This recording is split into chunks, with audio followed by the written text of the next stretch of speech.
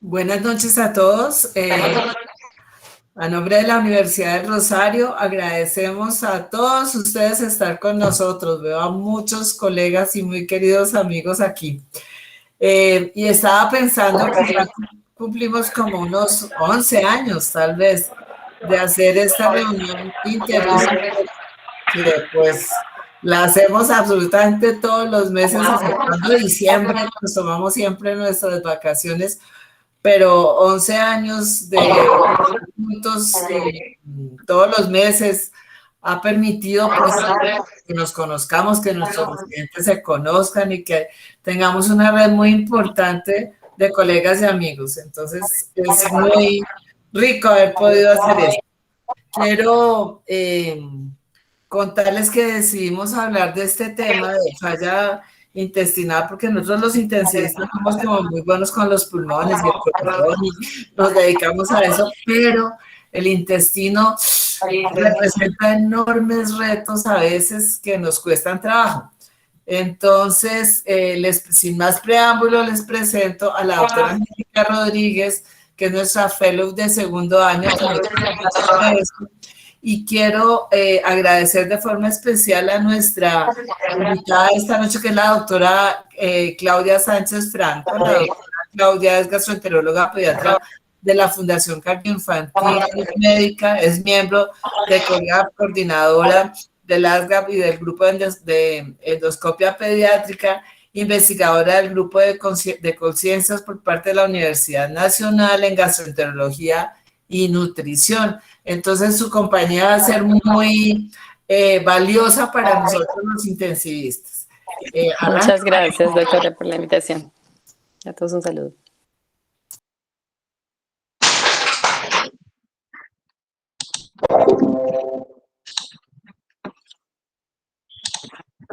Bueno, buenas noches. ¿Me ven todos? ¿Me oyen?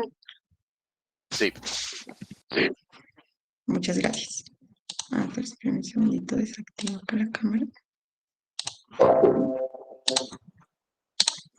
Listo, buenas noches.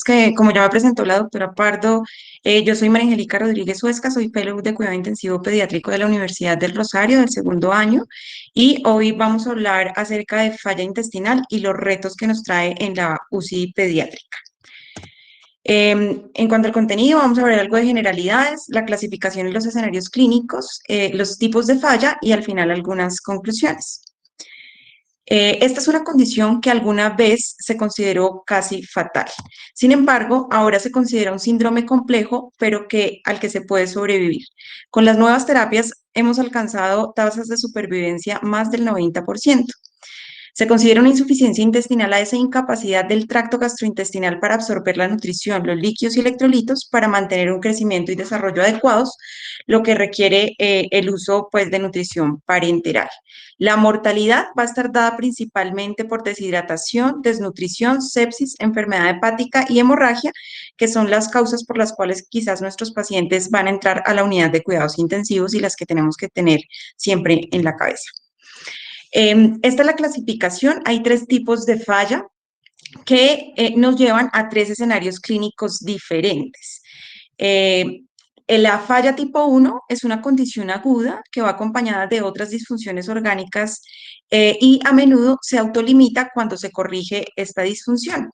Hablamos, por ejemplo, del delirio posoperatorio y de síndrome de disfunción multiorgánica.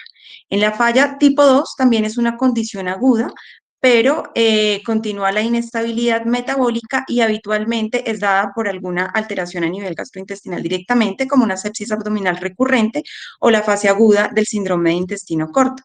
Y la falla tipo 3 es una falla crónica sin disfunción orgánica aguda. En esta hablamos del síndrome del intestino corto, ya en su fase avanzada, y los síndromes de dismotilidad intestinal. Esto nos lleva a 5 condiciones fisiopatológicas importantes: la pérdida de suficiente longitud intestinal, fístula intestinal, obstrucción intestinal, enfermedad extensa de la mucosa con malabsorción y los trastornos de motilidad. Con esta clasificación vemos que hay 3 escenarios clínicos diferentes a pesar de que todos hagan parte de una misma entidad. y los principales retos que nosotros tenemos en la unidad de cuidados intensivos y en general como médicos son nuestros pacientes. Por eso quisimos contextualizar la charla con algún caso clínico. Este es un paciente de 8 meses de edad que ingresa por cuadro que inicia hace 3 días, consistente en tos, picos febriles persistentes y desde ayer aumento de la dificultad respiratoria. Al ingreso está séptico, taquicárdico, con taquipnea, se inició ventilación mecánica, además requiere soporte vasoactivo alto y a las 12 horas de ingreso presenta distensión abdominal con producción abundante biliosa por la sonda nasogástrica. Ingresa a la unidad de cuidado intensivo para manejo.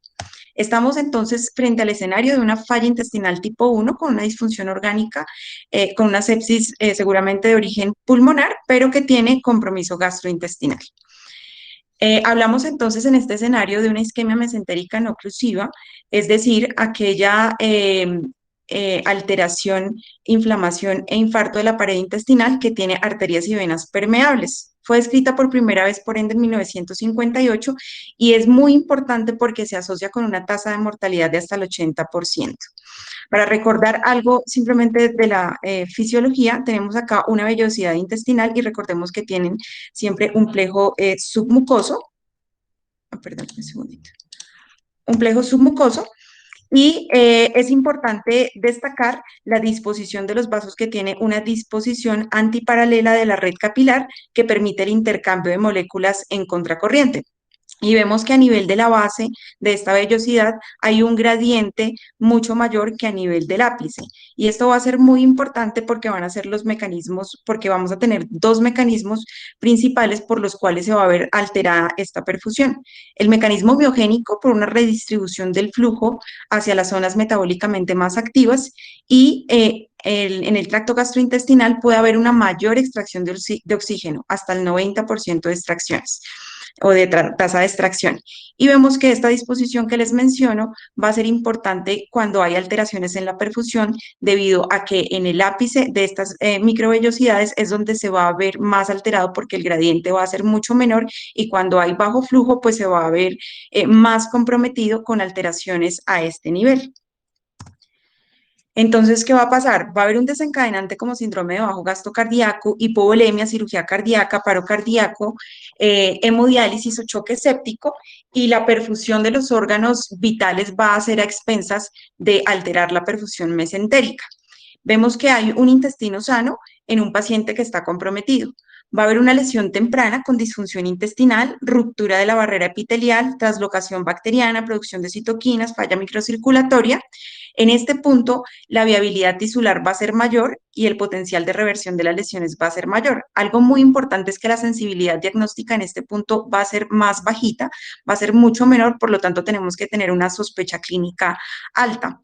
Posteriormente, a medida que avanza la lesión, va a haber infarto, perforación, puede haber peritonitis, falla orgánica, vasoplejía. La sensibilidad diagnóstica va a ser mucho mayor, pero nuestro paciente ya va a estar en una fase muy tardía que lo puede llevar a la muerte. Quise traer además esta correlación tanto de imágenes como clínica y anatomopatológica. Vamos a ver acá en el eje X la reversibilidad y en el eje Y el grado de necrosis. Y vemos que en las fases tempranas va a haber edema y hemorragia mural que se va a correlacionar patológicamente. A nivel radiológico va a haber un realce de la mucosa y en este punto puede haber curación completa. En una fase intermedia puede haber dilatación de las asas, el realce mural va a disminuir o va a estar ausente y esto debido a que va a haber necrosis, daño de las microvellosidades, infartos e isquemia y posteriormente va a haber un adelgazamiento de la pared como vemos acá en la correlación patológica, y en este punto ya puede haber una perforación intestinal con neumoperitoneo, gas venoso portomesentérico y neumatosis intestinal, pero como vemos estos hallazgos radiológicos van a ser tardíos cuando hay una necrosis intestinal y una reversibilidad muy baja. Algo importante en cuidado intensivo es que, ¿qué es lo que nosotros tenemos que estar pendientes en estos pacientes para mejorar la perfusión mesentérica? Este es un artículo publicado el mes pasado en la revista Plus One, en el que evalúan el DO2 con la isquemia intestinal. Es un estudio de casos y controles, 874 pacientes críticos, de los cuales 59 pacientes desarrollan isquemia, y vemos que ellos pues hacen las mediciones pues con todos los marcadores y además con PAICO, y encuentran que en el cálculo de DO2, acá vemos en el eje X el DO2 medio versus el riesgo relativo de isquemia en el eje Y con niveles por debajo de 250 mililitros minuto por metro cuadrado, va a haber un aumento progresivo y exponencial del riesgo de isquemia mesentérica. Adicionalmente, cuando los pacientes tienen un déficit, o sea, están con un DO2 mínimo o un DO2 crítico, este punto de referencia va a ser mucho más alto, cerca de 400 mililitros minuto por metro cuadrado, y el riesgo de isquemia intestinal va a ser mucho mayor y más temprano en estos pacientes. Es por eso que necesitamos optimizar todo lo que nos mejore la entrega de oxígeno para limitar la isquemia intestinal. En este mismo artículo correlacionan los niveles de lactato, pH, CO2 y saturación venosa, y encuentran que no se pudieron identificar factores de riesgo individuales para estos factores. Por lo tanto, las decisiones terapéuticas basadas en estos parámetros no son útiles para la prevención o la detección precoz de isquemia intestinal. Entonces vemos que radiológicamente y tampoco bioquímicamente podemos tener hallazgos tempranos. Por lo tanto, el grupo de trabajo de problemas abdominales de la Sociedad Europea de Medicina Intensiva clasificó las alteraciones gastrointestinales agudas del paciente crítico según la severidad. Grado 1, los pacientes que están en riesgo presentan síntomas leves como náuseas, ausencia de sonidos intestinales, disminución de la motilidad intestinal. Grado 2, ya con disfunción, gastroparesia, aumento del residuo gástrico, parálisis del tracto gastrointestinal, diarrea, aumento de la presión intraabdominal, sangrado digestivo e intolerancia. Intolerancia lo definen como que aquel paciente que no alcanza a aportar o a recibir más de 20 kilocalorías kilogramo a las 72 horas de inicio del cuadro. El grado 3, ya hay un fallo intestinal, persistencia de la intolerancia, elevación de la presión intraabdominal de 15 a 20, puede ser compromiso de la perfusión mesentérica. Y en la grado 4 ya es un fallo agudo que lleva a isquemia intestinal, necrosis, hemorragia, choque, síndrome compartimental y pues un riesgo vital inmediato. ¿Cuáles son los puntos claves del manejo para este tipo de pacientes? El manejo de líquidos que va a darse en diferentes fases. La fase de reanimación se prefiere hacer con cristaloides balanceados isotónicos. ¿Me escucho un eco? ¿Me escuchan bien? Empezó a oírse un eco. Sí, hay eco. Alguien tendrá un micrófono por ahí prendido. Ya quedó cerrado. Gracias, mi amor. La fase inicial de reanimación con cristaloides balanceados isotónicos, preferiblemente lactato de Ringer o alguna solución isotónica como Plasma-Lyte. Se debe evitar la solución salina porque aumenta la acidosis hiperclorémica y pues la lesión renal y todas las, digamos, todos los mecanismos fisiopatológicos en estos pacientes. La fase de optimización de las 24 a las 72 horas, la idea es sustituir las pérdidas, pero evitar la sobrecarga hídrica, que a veces pecamos en este punto. Recordemos que cuando hay sobrecarga hídrica más del 10%, aumenta la mortalidad de forma exponencial. Hay que reponer las pérdidas por fístulas y enterostomías, que debe ser similar al fluido perdido, casi siempre pues con lactato de Ringer, pero cuando son pérdidas altas gástricas, es preferible con solución salina por la pérdida de cloro. Y la fase de estabilización, a partir del tercer o cuarto día, hay que evitar hipovolemia y la sobrecarga, y en los casos que han sido sobreresucitados en las fases iniciales con balances muy positivos, la idea es llevarlos a balances negativos. En cuanto a los vasoactivos, los alfa-adrenérgicos como adrenalina, fenilefrina y dopamina van a reducir la perfusión intestinal, asimismo la vasopresina. Los beta-adrenérgicos como la dobutamina van a aumentar la oxigenación y la perfusión de la mucosa, y la noradrenalina se ha visto que tiene efectos mínimos en la perfusión. Sin embargo, hay un aumento en la extracción dosis dependiente. La prevención y el tratamiento de la sepsis también es un punto importante. Puede originarse tanto en la cavidad abdominal por traslocación bacteriana o por intervenciones como catéter venoso central o causas extraabdominales como neumonía asociada a la ventilación mecánica. En todo caso, pues debe tratarse. En cuanto a las colecciones, Debe realizarse procedimientos mínimamente invasivos con radiología intervencionista o guiados por ecografía. En cuanto a la nutrición, para el inicio de la enteral, se recomienda que sea dentro de las primeras 48 horas un aporte entre el 70 y el 100% del gasto energético basal. En cuanto al inicio de la nutrición parenteral, hay que evaluar el riesgo nutricional. Los pacientes que son de bajo riesgo pueden esperar un poco más el inicio de la parenteral. Los que son de alto riesgo tienen que iniciarse o se prefiere iniciar en tercero y séptimo día. Estas son recomendaciones de adulto. Nosotros, digamos que hacia los lactantes, obviamente sabemos que tienen una reserva menor y que debemos pensar en el tercer día, ya inicio de la nutrición parenteral, si no se puede habilitar la vía enteral. Y en cuanto al inicio de nutrición parenteral como complemento de la nutrición enteral, está indicado cuando no se alcanza más del 60% del gasto energético basal o cuando definitivamente no lo tolera. Bueno, eso en cuanto a la falla intestinal tipo 1. Acá tenemos otro escenario clínico. Es un paciente de 8 meses de edad quien ingresa remitido de primer nivel por un cuadro que inicia hace 3 días, consistente en distensión abdominal, desde el día anterior episodios eméticos persistentes y picos febriles. Al ingreso se ve séptico, taquicárdico, con distensión abdominal marcada. Lo valora cirugía pediátrica y considera que es un abdomen agudo, lo lleva a salas y encuentra necrosis de gran parte del intestino delgado asociado a invaginación intestinal.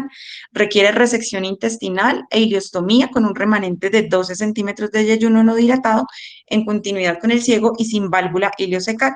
En este contexto nos encontramos frente a un paciente con una falla intestinal tipo 2 con un síndrome de intestino corto en la fase aguda y pues ingresa a la unidad en el posoperatorio inmediato. ¿Qué es importante conocer en este escenario? ¿Cuáles son las causas? Las congénitas y neonatales, tenemos enterocolitis necrotizante, gastroscrisis, atresia intestinal, entre otras. En los niños y adolescentes cambia un poco, vólvulo, invaginación, trombosis, enfermedad inflamatoria intestinal, postraumática, angioma intestinal. ¿Y qué mata a estos niños?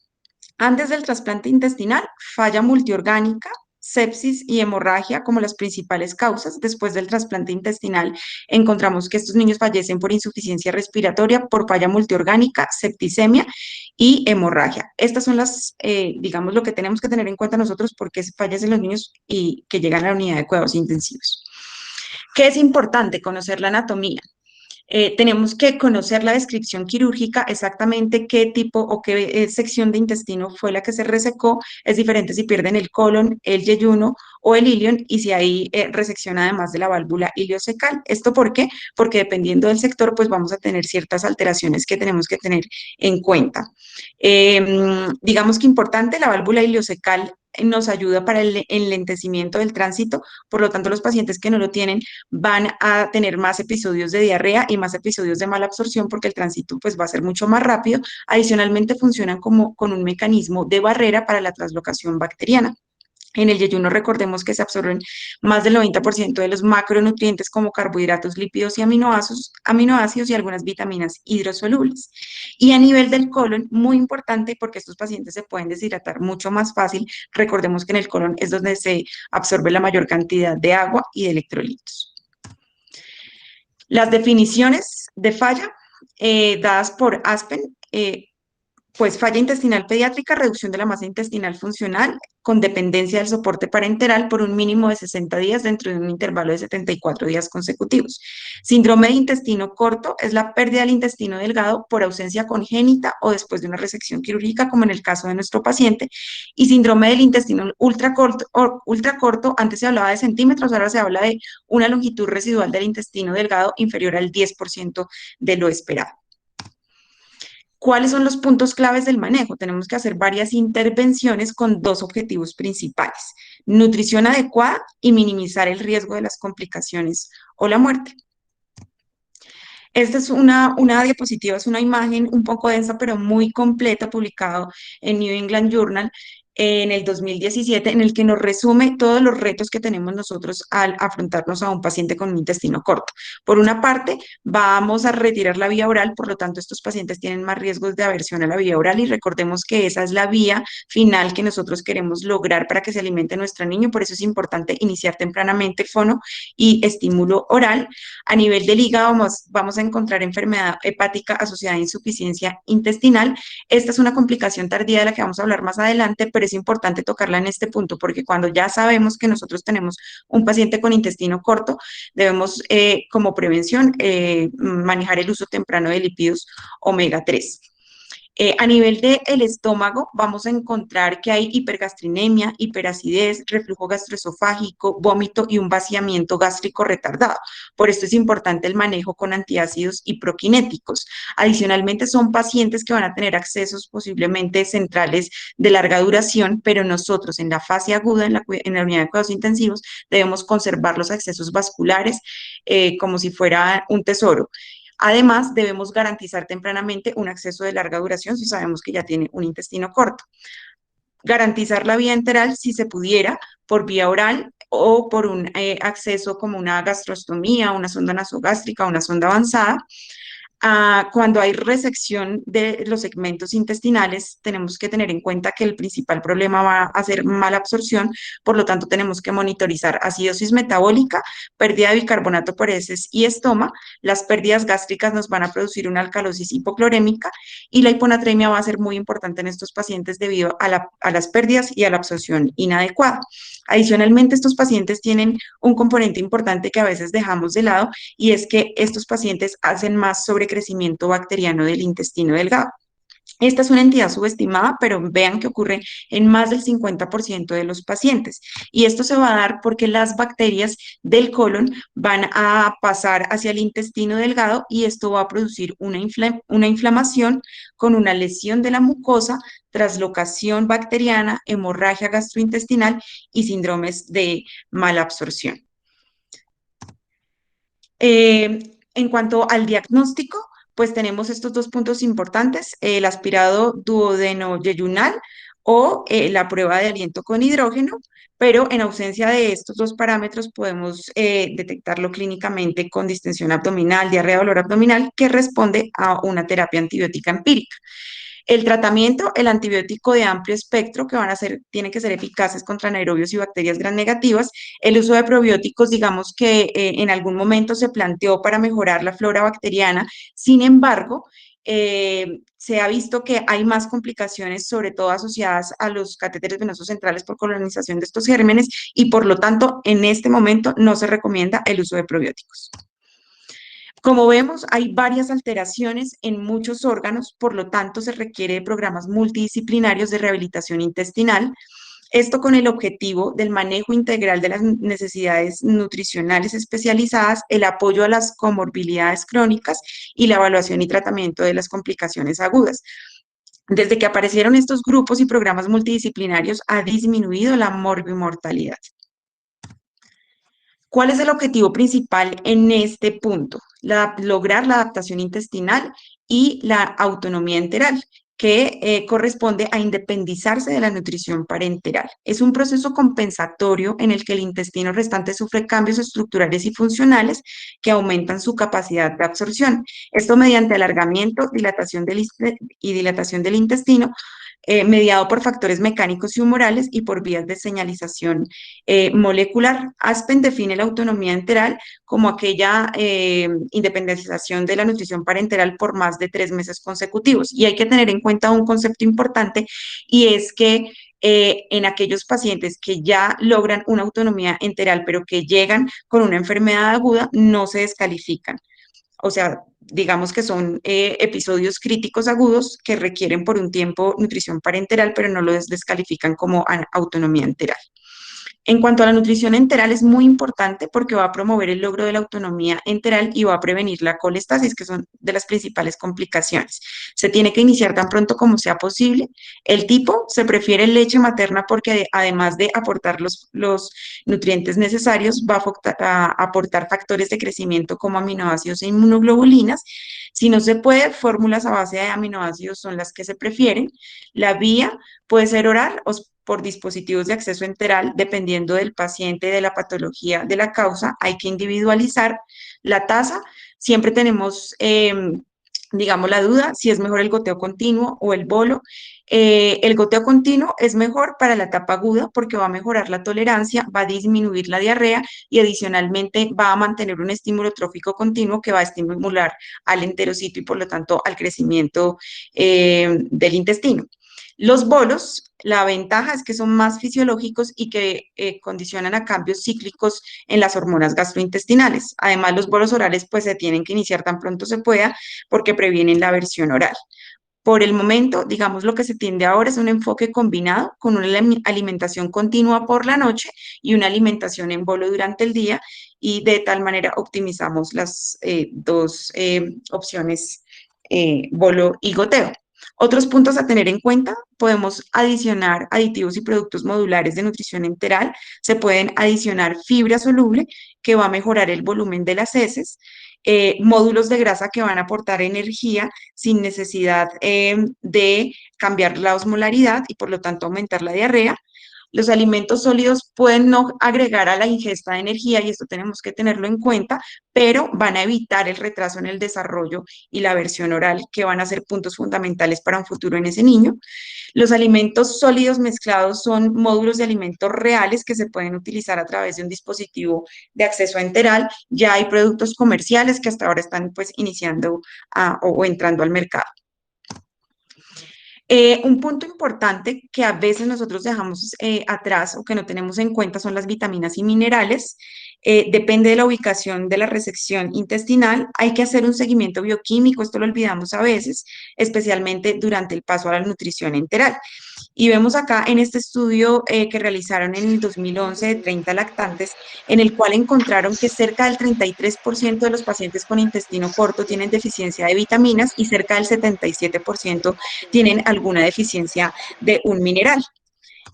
Adicionalmente, cuando hay el paso completo de la nutrición parenteral a la nutrición enteral, aumenta el déficit de vitaminas hasta en un 70%, siendo las principales el hierro. Vemos acá que estos pacientes en un gran porcentaje, casi todos, tienen anemia, la vitamina D, como vemos acá, y el zinc. O sea, estas son las multivitaminas que nosotros deberíamos suplir y adicionalmente medir. ¿Cuáles son los predictores favorables? Puntaje Z más altos de talla para edad, el uso de multivitamínicos y que los niños tengan válvula ileocecal intacta. No se encontró asociación en la longitud intestinal, ni tampoco, contrario a lo que uno pensaría, en la edad gestacional. En cuanto a la nutrición parenteral, pues sabemos nosotros que tenemos que iniciarla para suplir las necesidades cuando no se puede por vía enteral, pero lo más importante y lo que más nos compete a nosotros es saber cuáles de estos niños van a tener una dependencia de la nutrición parenteral. En este estudio, que es referenciado en la mayoría de los artículos, ya es antiguo, es pues relativamente viejito, pero es referenciado en todos lados en el 2001, estudiaron 30 lactantes con intestino corto y evaluaron según la longitud residual del intestino. Bueno, acá estamos el número de pacientes y aquí la probabilidad de independizarse de la nutrición parenteral, y encontraron un punto de corte de 35 centímetros para la longitud residual, digamos, asociado a independizarse o a poder independizarse de la nutrición parenteral. Encontraron que no se correlaciona ni sexo, ni edad gestacional, ni peso al nacer, ni enterocolitis, ni si tienen válvula ileocecal, que llama la atención, contrario a lo que uno piensa. Parece que la válvula ileocecal sirve más como un marcador de la presencia del ilion terminal, que es importante para la adaptación intestinal. Tampoco el uso de fórmulas hidrolizadas, ni tampoco la frecuencia de infecciones. ¿Cuáles son los puntos claves entonces en este paciente? Antes de irse para piso o para casa, porque muchas veces desde la unidad nosotros los podemos mandar a la casa, tenemos que garantizar un mantenimiento de un acceso venoso central y enteral para garantizar la nutrición, una terapia definitiva para la patología anatómica o posquirúrgica. También se puede plantear las, digamos, cirugías de alargamiento intestinal, como lo muestra acá la figura. Promover la autonomía enteral y el aumento de la capacidad intestinal nativa, y en última instancia evaluar cuáles de estos niños pudieran ser candidatos a trasplante. Ahora vamos a evaluar un tercer escenario. Es un paciente de 8 meses de edad con antecedente de intestino corto, usuario de catéter Brovial, que está con nutrición parenteral domiciliaria desde hace 5 meses y que ingresa ahora con un cuadro de un día de picos febriles e hipoactividad. Al ingreso está séptico, taquicárdico, con distensión abdominal, presenta un choque no respondedor a cristaloides y además tiene un tinte ictérico. Se le toman paraclínicos y estos son compatibles con colestasis. Ingresa a la unidad para manejo. Estamos acá en el contexto de una falla intestinal tipo 3, que es una falla crónica, pero que nosotros como intensivistas tenemos que tener pendiente o cuidado de las agudizaciones de estos pacientes. ¿Por qué pueden llegar? Principalmente complicaciones asociadas a la nutrición parenteral. Por un lado, la sepsis, por otro lado, las asociadas a los catéteres venosos centrales, enfermedad hepática asociada a nutrición parenteral y los desequilibrios hidroelectrolíticos. Estas son las principales. Bueno, hablando de la sepsis, encontramos acá en este estudio, en el eje X encontramos el tiempo posterior al diagnóstico del intestino corto y acá en el eje Y el porcentaje de los pacientes. Y encontramos que la infección bacteriana es la principal infección en estos niños y que va aumentando a medida que pasa el tiempo. La infección fúngica no hay que dejarla de lado, vemos que es muy importante en un porcentaje alto, un poco más hacia los 36 meses. Las infecciones polimicrobianas en estos niños son importantes y también las polimicrobianas asociadas también a infecciones fúngicas. ¿De dónde provienen estas infecciones? Asociadas a catéter, traslocación bacteriana, como lo vimos en estos niños, es muy importante. Muchas veces le echamos la culpa al catéter y a veces es esa traslocación bacteriana y otros, pues como en cualquier otro niño que pueden presentar alguna infección. En cuanto al manejo del acceso venoso central, pues sabemos que aumenta la supervivencia posterior a que tenemos la posibilidad de tener un acceso venoso central a largo plazo. Sin embargo, esto somete a los niños a intervenciones vasculares repetidas, lo que los puede llevar a una falla vascular cuando pierden muchos accesos. Y esta incluso es una indicación de trasplante intestinal. Estas son unas recomendaciones de las guías EBSGAN y ESPEN que publicaron en el 2018, son guías específicas pediátricas para nutrición parenteral y para el acceso venoso. Me parecieron muy importantes porque a pesar de que muchas de estas parezcan obvias, no lo sabemos en algunas ocasiones. Entonces, en un paciente en hospitalización que requiere nutrición parenteral, es preferible un PIC o un catéter tunelizado. Si es una nutrición parenteral a largo plazo y domiciliaria, es preferible un tunelizado. Debe tener el mínimo de puertos o lúmenes porque esto aumenta la posibilidad de trombosis, si son más lúmenes. Preferible materiales como silicona o poliuretano, un catéter o un lumen exclusivo para la nutrición parenteral. Debe manejarse con un protocolo aséptico, esto suena muy obvio, pero es una de las principales recomendaciones que se ve asociada a disminuir la cantidad de infecciones asociadas a catéter. Preferible la vía yugular o subclavia, pero si no se puede, la femoral no ha demostrado que tenga más tasa de complicaciones. Se prefiere el acceso subclavio a largo plazo, básicamente por comodidad del niño. La punta del catéter siempre hay que vigilarla, para así parezca obvio también, tiene que quedar fuera del saco pericárdico porque como es un catéter de larga duración, pues puede producir perforaciones y pericarditis. Y es preferible que sea guiado por ecografía o quirúrgico. Las complicaciones pueden ser infecciosas o mecánicas. En cuanto a las infecciones, cualquier niño que llegue con fiebre, como en el caso de nuestro niño, debe sospecharse una infección del torrente sanguíneo asociada con el catéter hasta que se demuestre lo contrario. El diagnóstico, ¿cómo se hace? Se debe tomar un hemocultivo del catéter. Si es una infección bacteriana, se retira el catéter, se inicia antibiótico de amplio espectro y si los hemocultivos son negativos a las 72 horas se puede hacer un cambio de catéter. Si es fungemia, necesita la eliminación inmediata del catéter y adicionalmente no se nos puede olvidar evaluación de siempras fúngicas. Algo muy importante que me pareció dentro de las recomendaciones de EBSGAN adicionalmente en cuanto a la infección es que los catéteres venosos centrales no se deben cambiar de forma rutinaria para reducir el riesgo de sepsis. Se ha demostrado que no tiene una reducción de sepsis significativa y sí agota los accesos venosos centrales que en estos niños, vuelvo y digo, son un tesoro. Si es necesario retirar un catéter venoso central, es mejor reemplazarlo en lugar de cambiarlo por guía. Esto solo se debe reservar a pacientes de muy difícil acceso. No se debe usar antibióticos de forma profiláctica. Y adicionalmente, un tema muy importante que siempre hay un poco de discusión es los sellos de antibióticos. ¿Se usan? ¿No se usan? No se deben usar solos para tratar las infecciones del torrente sanguíneo relacionadas con el catéter, pero sí se pueden usar junto con los antibióticos sistémicos, sobre todo para preservar esos catéteres que son digamos, en un paciente de un acceso venoso difícil. Hay sellos de antibióticos para epidermides, no hay para aureos y no hay para hongos. Se puede considerar además bloqueos de línea con etanol, si se usan, sobre todo se usan para los pacientes crónicos, por ejemplo, para los Broviac, para los catéteres de larga duración, como profilaxis, como prevención. Y la taurolidina es eficaz para prevenir estas infecciones, tiene un amplio espectro bacteriano, fúngico y antiparasitario, sin embargo, pues en lo que pude averiguar no la hay en Colombia. En cuanto a las complicaciones por trombosis, no se ha demostrado que la heparina sea superior a la solución salina pues, para lavar el catéter. Para catéteres de uso intermitente de larga duración, sí se puede utilizar una solución heparinizada 1 o 2 veces por semana. Cuando un catéter se bloquea por un trombo, podemos usar activador de plasminógeno tisular recombinante o uroquinasa. Esta es una práctica que sí se puede realizar para esos catéteres que son en los niños de difícil acceso. No uso de anticoagulantes profilácticos en el contexto de trombosis asociada a catéter.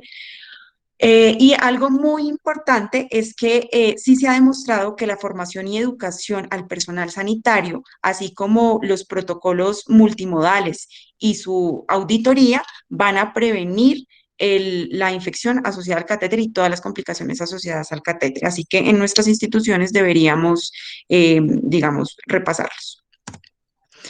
Bueno, otra de las complicaciones que se puede presentar tardíamente, que en nuestro niño, como vimos, venía con colestasis, que puede ser sepsis, pero no, es un usuario de nutrición parenteral. Tenemos que tener en cuenta que 2/3 de los pacientes desarrollan enfermedad hepática asociada a la nutrición parenteral, caracterizada por colestasis, esteatosis y fibrosis, y que tiene una causa multifactorial. Los factores de riesgo: nutrición parenteral a largo plazo, los lípidos, especialmente los esteroles vegetales, los derivados de soya, que son los que más usamos, los episodios sépticos recurrentes y la prematurez. Esta es una entidad que se puede revertir, que es algo muy favorable, pero que puede progresar incluso a falla hepática que requiera trasplante hepático.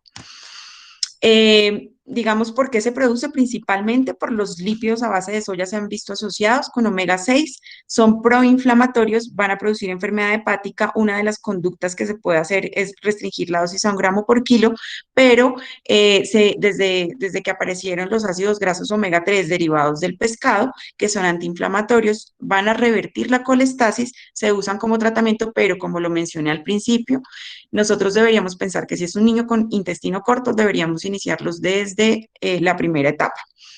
Se ve asociado un poco con fibrosis hepática persistente, pero esto digamos que ha sido cuestionado porque se piensa más bien que sea porque se inicia a niños que ya tienen una lesión hepática.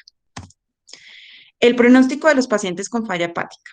La supervivencia hasta 1990 con un intestino menor a 40 centímetros era del 70%. Actualmente supera el 90%, que es una tasa muy buena digamos, con todas las medidas que hemos podido realizar y avanzar. Además, Belsa y colaboradores hicieron como un score de predictores de autonomía enteral, en el que evaluaron 4 factores principales: la longitud del intestino delgado más del 50%, que tenga válvula ileocecal intacta, que tenga una bilirrubina conjugada menor a 34 micromoles por litro y que tenga más del 50% de tolerancia a la nutrición enteral. Y se dieron cuenta que clasificando en leve, moderado, severa según el puntaje, encontraron ellos que si tienen un score leve, 97% de estos pacientes va a lograr autonomía enteral. Si tiene una puntuación moderada, cerca del 52%, y si tiene una puntuación severa, que es de 0 a 2 puntos, pues solo el 25% va a lograr la autonomía enteral. A futuro, ¿qué vemos o qué podemos encontrar? Los biomarcadores en la insuficiencia intestinal. Se ha estudiado la citrulina como biomarcador de la masa de los enterocitos, es producida por estos y tiene una correlación con la longitud del intestino delgado. Adicionalmente, la apoproteína A4, sintetizada exclusivamente por los enterocitos, también se pudiera medir y nos puede dar un factor pronóstico. Por otra parte, la terapia de hormonas análogas, principalmente teglutida, que fue aprobada por el FDA en el 2019 para su uso en pacientes pediátricos mayores de 1 año, luego de 2 estudios grandes que se hicieron, se ha demostrado que esta puede mejorar la adaptación intestinal. aumenta, digamos, el porcentaje de pacientes que pueden llegar a individualizarse de la nutrición parenteral y otros no aprobados aún para su uso pediátrico, pero pues que tenemos que tener en el tintero para saber más adelante posiblemente va a ser el futuro.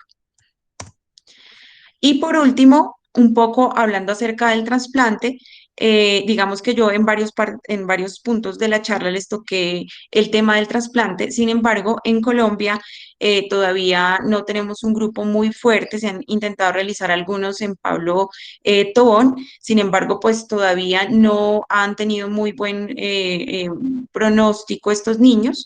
Es un poco más complejo por la carga inmunológica que tiene el intestino, pero estas pudieran ser las indicaciones. Una falla hepática avanzada, trombosis de 3 de los 4 vasos, una falla vascular, varios ingresos o más de 2 ingresos en la unidad de cuidados intensivos, desmoides intraabdominales, infarto intestinal agudo y en aquellos pacientes que afortunados pudieron tener un trasplante intestinal que fracasó, también pues serían candidatos. Las conclusiones, pues el manejo de la falla hepática, de la falla intestinal pediátrica ha cambiado drásticamente en las últimas 2 décadas. El conocimiento permite brindar un mejor manejo y por ende un mejor pronóstico a los pacientes. El abordaje multidisciplinario ha ayudado a avanzar en el manejo de esta población compleja, dando como resultado mejoras en la morbilidad y en la mortalidad. Para nosotros en cuidado intensivo, el manejo de estos pacientes es crítico, convirtiéndose en parte fundamental de su pronóstico y pues las investigaciones futuras continúan ampliando el enfoque en la calidad de vida del paciente y su familia. Muchas gracias, espero que haya sido de buen provecho pues esta charla. Sí. Quiero darle las gracias a Angélica y pues obviamente felicitarla, resumir en 40 minutos semejante tratado de gastroenterología me pareció toda una hazaña, además de una forma sencilla, clara, nos deja muchas inquietudes. Recuerden que tenemos a la doctora Claudia que muy gentilmente y de corazón nos está acompañando porque nosotros los intensivistas no sabemos tanto de esto. Quiero escucharlos antes de hacerle preguntas. Yo sí tengo muchas dudas para la doctora Claudia, pero quiero saber si alguien tiene alguna pregunta.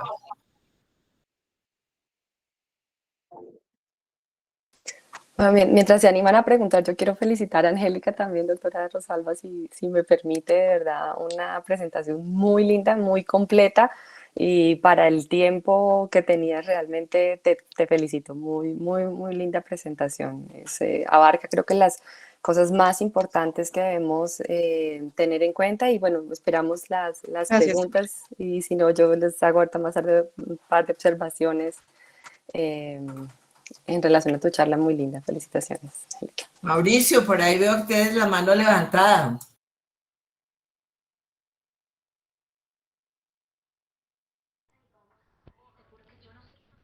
Sí, buenas noches, doctoras. Les felicito por la exposición tan importante, tan actual y tan útil para el ejercicio del grupo multidisciplinario cuando nos enfrentamos a estos pacientes tan complejos. Yo quería preguntar acerca de algún tipo de escala para la tromboprofilaxis de estos niños, porque en ellos que están sometidos a más de 2 factores de riesgo para trombosis, ¿no sería extraño encontrarnos con ya consecuencias de multitrombosis o tromboembolismo pulmonar?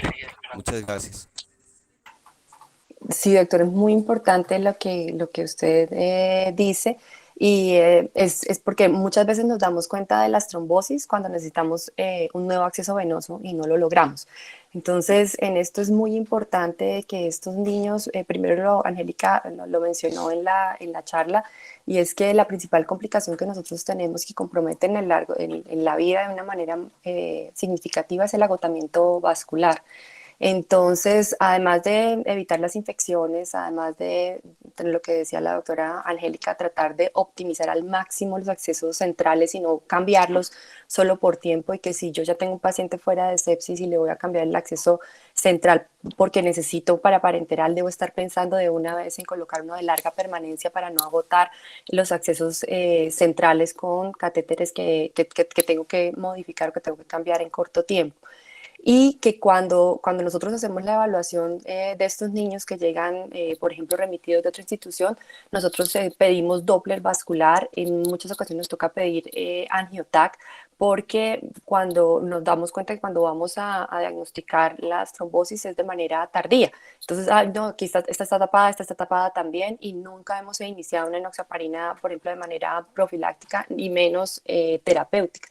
Entonces, esta observación suya es muy, muy valiosa en decir que no solamente no tengo que esperar a no encontrarme el vaso, a no poderlo canalizar para hacer un Doppler y para tratar de evaluar cuál es la reserva vascular que tiene este paciente, sino que siempre debemos estar pensando en evaluarla y mirar, porque ellos incluso hacen trombos en venas que no han tenido acceso. O sea, no solamente pierde uno, sino que lo que usted dice, como tienen más de un factor de riesgo entre la sepsis y los catéteres centrales, pueden hacer trombosis en sitios que no han estado funcionados.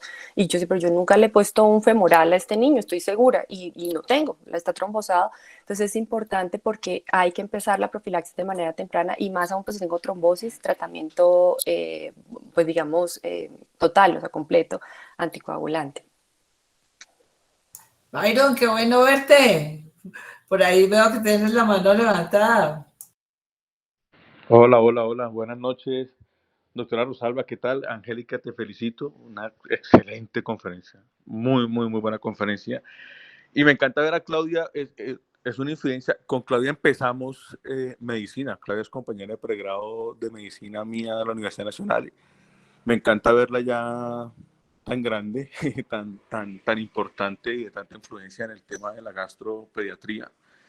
Yo tengo dos preguntas. Yo me acuerdo cuando estábamos en el Pablo, uno de estos niños de catástrofes intestinales, muchísimo, y había mucho problema, y yo siempre tenía esa duda en cuanto a la nutrición enteral, ¿sí? Porque suena muy bonito yo decir, no, enteral temprana y tal, pero la verdad es que es difícil, es muy difícil. Son pacientes que uno les da comida y les va muy mal.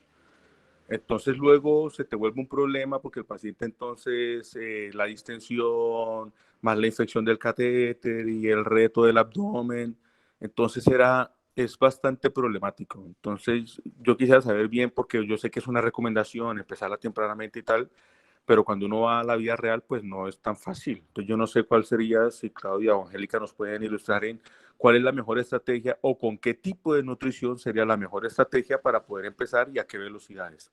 Y lo otro es, no sé cómo está Colombia en el plan, porque a nosotros cuando tuvimos un par de trasplantes que yo conocí, 2 o 3, les fue muy mal, muy mal, y son pacientes que quedan con NPT eterna.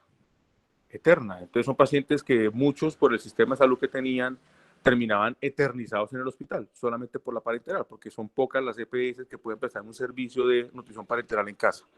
Entonces, quería yo saber qué estrategia recomiendan ustedes para la nada enteral, y si conocen algún programa o algún plan en el que uno puede decir, venga, vaya donde este grupo, y seguramente así su parenteral en la casa puede ser mejor, y mejor manejado también el acceso venoso de las familias, porque ese era otro problema que teníamos. Cuando nos atrevíamos a mandarlos a la casa con un plan que les diera parenteral, ese niño llegaba al poco tiempo séptico y con un catéter ya perdido. Entonces eran el par de dudas que tenía. Y una vez más, Angélica, te felicito, y Claudia, me encanta verte. Byron, lo mismo, muchas gracias. Y no me había Gracias, los nervios, pero no había, doctora Rosalba, agradecido la invitación y el honor de estar acá. Y gracias, Byron, por todo. También me encantó verte ahí en la lista, y a todos los compañeros y profes míos que los quiero mucho. Y quiero permitirme también agradecer la presencia acá, porque realmente, pues digamos que me gusta mucho el tema, lo manejamos mucho, pero tengo el gusto que me esté acompañando la coordinadora del grupo de falla intestinal del Colegio Colombiano de Gastroenterología, que es la doctora Clara Plata.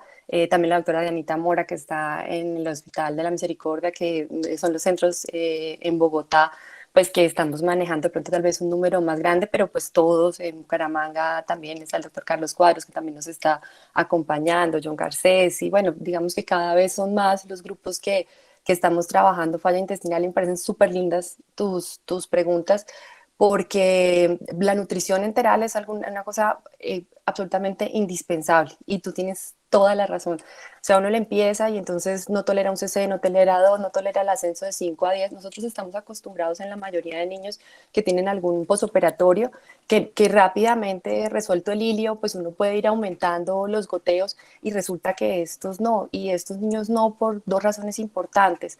Uno, porque en general tienen, o sea, tienen como las cirugías fueron cirugías más grandes, tienen procesos de adherencias mucho mayores, tienen mayor frecuencia de peritonitis plástica, que hace que tengan una motilidad comprometida, y además que claro, como es un intestino que recién quedó cortico, entonces cuando uno aumenta, a veces ni siquiera el problema es la distensión o el vómito, sino las pérdidas gastrointestinales. Le pone uno a 10 cc hora y resulta que hace popó a 20 cc por hora, con un desequilibrio hidroelectrolítico requiriendo pues que le pasen bolos.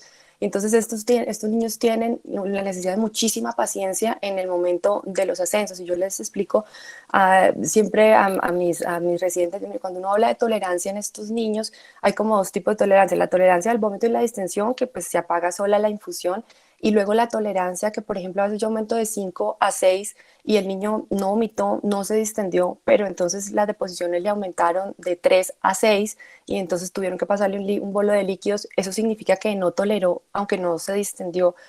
O por ejemplo, no tuvieron que pasarle bolo, pero le subí a 6 cc y resulta que aumentaron de 3 a 4 las deposiciones, las pesamos y aumentó un 20%, pero cuando lo pesamos, resulta que nosotros los pesamos, por ejemplo, 2 veces por semana, no hacemos peso diario, porque a veces, digamos que la información también, no podemos estar haciendo cambios todos los días, porque a veces eso no conviene, excepto que sea una cosa pues muy grande en relación al desequilibrio hidroelectrolítico, por ejemplo. Pero lo que hacemos es que si aumentamos el goteo y pierden peso, también es como otro checklist de decir no toleró. Entonces lo que requiere es muchísima paciencia. Cada vez más se va a que el estímulo oral sea más temprano. Puede ser que uno le ponga un cc por boca de estímulo oral, y uno le piensa, pero un cc apenas se le queda en la boca, ¿qué podrá pasar? Pero todo el estímulo que hace, los factores de crecimiento que tiene la saliva, le va a permitir al intestino tener mejor recuperación y mejor rehabilitación. Y digamos, cuando uno tiene mucho problema, la mejor estrategia es hacerlo por sonda nasogástrica y hacer ascensos progresivos y lentos. A veces le toca uno dejarlo 5, 7 días a 5 cc hora, y no le puede subir a 6, porque le sube a 6 y aumenta mucho el gasto. Puede quedarse 10, 15 días en 5, y en la medida que gana peso, porque esto es fundamental, lo que hace que estos niños se rehabiliten, y lo que es la piedra angular de la rehabilitación, es el soporte nutricional. Y en eso la nutrición parenteral es como uno no le tiene que tener miedo. Ay, que hace lesión hepática, tranquilo. Nosotros, para manejar la lesión hepática, lo que hacemos cuando el niño ya está estable es ciclarle la nutrición parenteral, bajamos el flujo metabólico.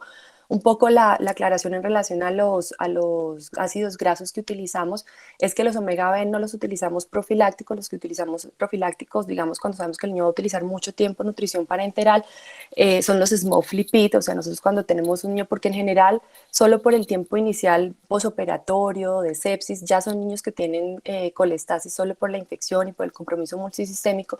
Entonces empezamos los SMOF-lipid, que son una mezcla de ácidos grasos de cadena larga, oliva, también tienen ácidos grasos de pescado, y entonces estos son protectores y tienen menos riesgo en el largo plazo de hacer deficiencia de ácidos grasos esenciales que con omega B. Pero si la lesión hepática es muy importante, si el niño está colestásico, el omega B es el de rescate. Entonces le saco los SMOF-lipid, le dejo los omega B hasta que el hígado o la función hepática y la lesión hepática se estabiliza, y cuando ya estoy mejor, además de utilizar la vitamina E, el uso desoxicólico, el ciclado de la nutrición parenteral y la disminución del flujo metabólico, ahí les ponemos otra vez los SMOF-lipid, que es una buena estrategia.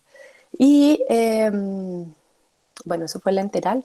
Y lo de casa. Y en lo de casa te tengo pues súper noticia, y es que ya los grupos grandes que están manejando falla intestinal, tenemos la posibilidad, nosotros por ejemplo acá en Infantil no tenemos una prestación directa del servicio de hospitalización domiciliaria. Nosotros los niños que necesitamos mandar con nutrición parenteral en casa, lo que hacemos es que hablamos del ciclado, y es que están más o menos entre 8 y 12 horas sin nutrición parenteral en el día.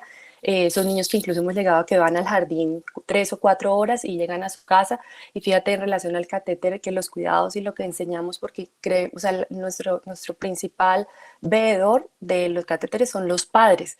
Nosotros los educamos muchísimo antes de salir. Mire, usted viene la enfermera a hacerle la curación, usted va a anotar cuáles son los pasos, que se pone el guante, que se pone la bata, que se echa el gel, que se pone y usted todo el tiempo se va a aprender ese proceso, y usted no lo va a tener que hacer en su casa, lo va a hacer una enfermera que va a venir del grupo de hospitalización domiciliaria, pero usted va a estar pendiente de que lleve todos los pasos.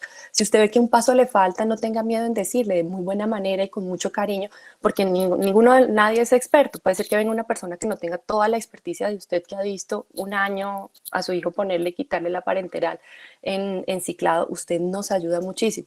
Pero el grupo, y en eso quisiera de pronto pedir la intervención un momentico de la doctora Clarita, si pudiera, la doctora Clara Plata, que es la coordinadora del grupo de falla intestinal, en San Ignacio ellos sí prestan directamente el servicio de hospitalización domiciliaria con nutrición parenteral, y si me permiten darle 2 minuticos para que ella nos cuente, me parece que es una experiencia maravillosa.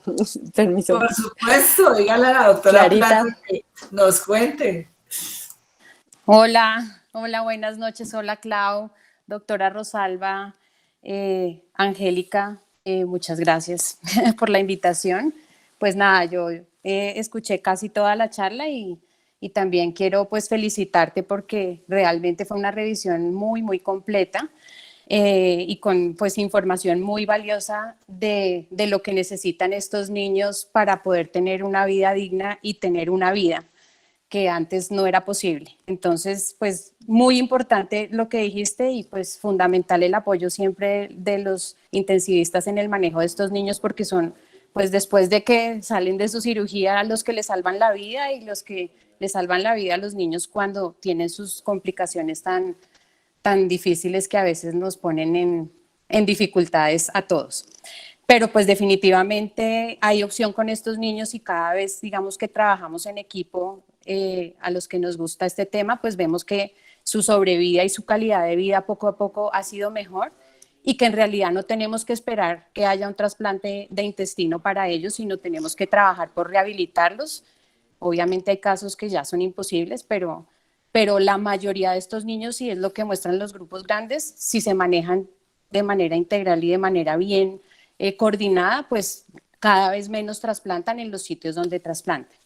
Y pues respecto a la pregunta de Clau de la nutrición parenteral en domicilio, es un trabajo que empezamos hace 2 años con el primer paciente que sacamos.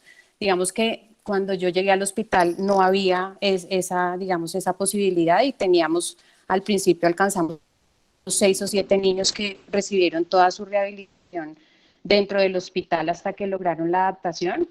3 años en el hospital, el que más duró.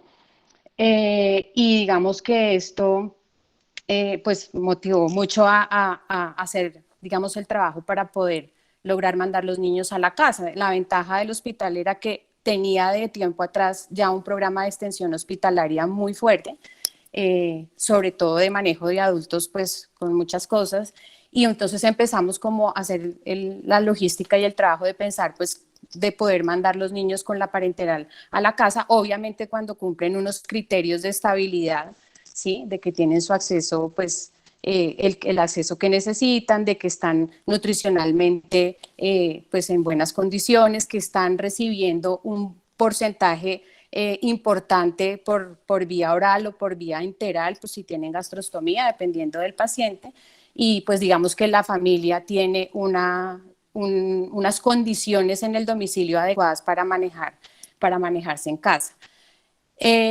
Digamos que toda la operación la hace el hospital, o sea, tenemos el personal de enfermería entrenado en el cuidado de los catéteres, la nutrición parenteral va formulada nosotros mismos. Entonces digamos que las limitaciones de pronto que tenemos es, uno, pues que la EPS que está cubriendo al niño, pues autorice el manejo que nosotros estamos proponiendo, el plan pues que ya está como todo establecido, y que el domicilio donde vive el paciente esté dentro de la cobertura que nosotros podemos hacer. En realidad el hospital cubre casi toda Bogotá, pero hay zonas de Soacha y las ciudades fuera de, cercanas a Bogotá, Facatativá, Chía, pues el hospital no llega hasta allá. Todavía, digamos que cuando uno ve cómo funcionan las cosas por fuera, pues hay niños que maneja una institución y pueden vivir a kilómetros del sitio donde está, pero eso necesita una logística que nosotros todavía no tenemos. Pero realmente nos ha ido bien. En este momento tenemos 7 niños en manejo. No hemos, digamos, todavía tampoco llegado al paso de que sea la familia exclusivamente la que maneja el catéter. O sea, nosotros tenemos personal de enfermería que va al domicilio todos los días y conecta y desconecta al paciente, pero pues como dijo Claudia, tenemos ya niños que están yendo al colegio, en los momentos en que están con el catéter sellado. Y pues ha sido una experiencia muy gratificante, ha sido un camino duro y pues con la ayuda de todas las personas que trabajan conmigo y pues que trabajan en el hospital y pues con colegas que también nos han mandado pacientes, hemos podido, digamos, avanzar en ese camino que antes realmente se veía imposible. O sea, hace 4 o 5 años, pues yo lo veía muy, muy difícil, imposible, y ahora pues no solamente nosotros, sino varios centros ya lo están logrando, y eso es una realidad que es a nivel mundial y que tenemos que, pues, que trabajar y pensar y seguir convenciéndonos de que los pacientes con intestino corto tienen una opción de rehabilitación y de curación sin trasplante y de una calidad de vida decente con tiempo. O sea, no, es de mucha paciencia, como dijo Claudia, y de mucho trabajo en equipo. Y pues nada, muchas gracias y ya. Qué rico tenerlas. Hay una pregunta que nos hacen sobre si está indicado el uso de la glutamina en estos niños.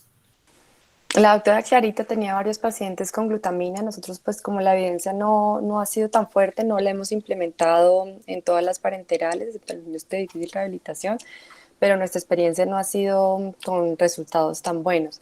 Lo que sí creo que va a cambiar un montón el manejo de estos niños es la posibilidad de que GLP-2 ya está autorizado en Colombia para niños mayores de 1 año y el análogo de GLP-2, y eso nos va a permitir, pues digamos que los estudios todavía claro, como son tan poquitos pacientes, pero al menos en el 50% de los pacientes se logra un descenso en la infusión de parenteral, y para nosotros esto es muy importante porque diciendo que hacemos una ventana de 12 horas, por ejemplo, decir que un niño sábado y domingo no tiene nutrición parenteral, eso es, a uno le parece, bueno, ¿y qué pasa si igual se conecta todas las noches, pero que 2 días a su casa no llegue una persona diferente, extraña, sí, que tenga que entrar, que tengan la privacidad de su hogar, que tengan la intimidad de ser familia?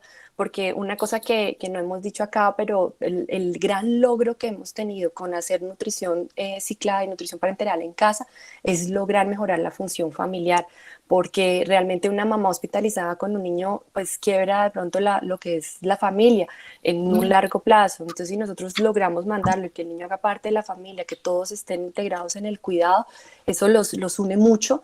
Y en calidad de vida el hecho de poder reducir la parenteral, y en estudios hay hasta un 20% de niños que logran destete de la nutrición parenteral, va a hacer que esto que dice Clarita, que es nuestro enfoque muy a la rehabilitación, a no bajar los brazos porque no tengamos trasplante intestinal, no, vamos por la rehabilitación y vamos por la calidad de vida de esos niños, que ya tenemos cada vez más herramientas para lograrla. Estamos seguros que vamos a mejorar mucho la calidad de vida, no solamente de los niños, sino también cuidando a los cuidadores y a la familia. Doctoras Clarita y Claudia, y estos pacientes que no son de intestino corto, sino que tienen dismotilidad porque tienen una inervación mal, y entonces desde neonatos empiezan a extenderse, es imposible alimentarlos, ¿hay alguna posibilidad con esos niños o no? Hay un grupo de niños que tienen gastrosquisis y onfalocele que también hacen, por ejemplo, enterocolitis, y tenemos uno con gastrosquisis de intestino corto.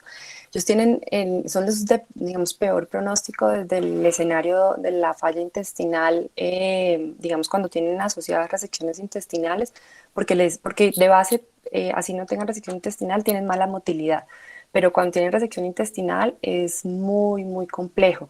La mayoría de niños que tienen, digamos, como esta dificultad de alimentación en las neonatales y en las UCIs de una manera posoperatoria son las fallas tipo 1 que decía la doctora Angélica, que son transitorias. Entonces son niños que nosotros nos damos muy bien para dónde van a tomar, pero que son niños que en general, ganando peso, recuperando la parte nutricional, que es fundamental que ganen peso con la nutrición parenteral, y porque no, digamos que al principio uno como que le prueba mucho el enteral y solo si no lo logra, entonces se va a la parenteral. No, con estos niños que tienen restricciones ampliadas o que tienen gastroquisis o falocel, uno debería arrancar la nutrición parenteral, llevarla a parámetros plenos y mantenerla y luego va probando la enteral, y luego, bueno, si no tolera, si le baja, si le sube, si no alcanza, pero no esperar a 1 o 2 semanas sin lograr la enteral para volver o para instaurar la parenteral. Es mucha paciencia, doctora, porque los trastornos de motilidad dependen mucho del crecimiento de los niños. Hay estrategias, por ejemplo, como sondas avanzadas, poner gastrostomías con sondas pospilóricas, pero siempre que uno le entregue la nutrición aún más allá del píloro, pues va a tener que hacerlo con bomba. Entonces está, pues, digamos que de alguna manera obligado de todos modos a utilizar, si no una parenteral, una hospitalización domiciliaria, porque pues digamos al menos por EPS, en Colombia no hay forma de manejar un niño que necesite una bomba, si sea para nutrición enteral, que fuera de una hospitalización domiciliaria, fuera el contexto de una hospitalización domiciliaria, pero también es una herramienta que cuando nosotros se lo plantamos a la EPS y ellos ven costos hospitalarios con los riesgos de infección contra brindar una hospitalización domiciliaria, realmente es costo-beneficio no solo por el costo a día, sino por la disminución de los riesgos de infección. Doctora Clarita. Gracias, doctora. De pronto la doctora hace mención también a los pacientes que hacen cuadros de pseudoobstrucción crónica que ya son grandes, que de pronto tienen dañada su motilidad y que uno ya sabe, digamos, pues que son enfermedades raras, pero que hay donde ya la motilidad no se va a recuperar, que uno pensaría de pronto que estos pacientes definitivamente su única opción sería un trasplante. Y pues otra vez como reiterar que hay que asumirlos como pacientes crónicos, como a veces le hago yo la comparación a un residente, o sea, es como cuando un paciente está en diálisis y no, por alguna razón no se puede trasplantar, el hecho de que requiera la diálisis no significa que el paciente deba limitarse su tratamiento, ¿sí? Y digamos que, pues como yo soy muy enferma por la falla intestinal y me meto a todas las reuniones, todo, pues hay un sitio en Mont Sinaí que el que quiera puede conectarse todos los martes o un martes cada 15 días, presentan casos de falla intestinal de todo Estados Unidos. Y ellos muestran casos de gente pues ya adulta que tiene este tipo de condiciones y que realmente cuando los evalúan para pensar en un trasplante de intestino, si la calidad de vida del paciente con la nutrición parenteral es buena, esa calidad de vida es mejor que la vida que tiene un paciente trasplantado, que no es nada fácil. Entonces, digamos que si es un paciente, como dice Claudia, que no necesita la nutrición parenteral, obviamente entre más grande es un paciente con falla intestinal o un niño que ya está terminando el crecimiento, se está volviendo adulto, obviamente sus requerimientos de calorías y probablemente sus requerimientos de nutrición parenteral son menores. Entonces son pacientes que pueden durar ahí. Una vez mostraron una señora, 40 años tenía y estaba con nutrición parenteral desde los 5 años. La señora trabaja, es casada, sí, tiene su nutrición parenteral por las noches, como se conecta un paciente a una diálisis y vive pues el tiempo que viva. Entonces es cambiar un poquito el chip de que a veces pensamos que si tiene la nutrición parenteral y no se la podemos quitar, entonces ese paciente ya no tiene opciones y no, digamos que no es una realidad, o sea, no es una realidad real, ¿sí? Tenemos que pensar un poquito diferente y pues trabajar mucho porque eso sí estamos muy, muy atrasados en poderle dar calidad de vida a estos pacientes en su casa. Bueno, yo quiero de verdad darles las gracias a todos, a Angélica por su excelente presentación, de verdad me quito el sombrero otra vez porque resumir todo esto en 40 minutos y lo hizo muy bien, y a las doctoras Claudia y Clara que nos han enseñado muchísimo y además porque les confieso que a mí sí me parecía que si uno tenía una falla intestinal y no podía volver a comer se moría y ustedes han hecho que yo cambie de idea ahora y eso es importante, tener otros enfoques y saber que en Colombia ya estamos haciendo cosas como dar nutriciones parenterales cicladas en las casas, sobre todo en las ciudades grandes, podríamos brindarle muchas más cosas a los niños. Eso va a hacer que trabajemos distinto. De verdad les doy las gracias. A Pablo, no nos vamos a cansar de agradecerle, sin él no podríamos reunirnos y usar toda esta tecnología. Además nos graba para todos aquellos que el día que estamos juntos hacemos turno y no podemos, entonces siempre tenemos la posibilidad de ver las charlas que nos vemos. Muchas gracias para todos los que nos acompañaron y feliz noche. Muchas gracias. Muchas gracias por la invitación. Una feliz noche a todos. Hasta luego. Angélica. Gracias. El doctor Pardo, creo, el doctor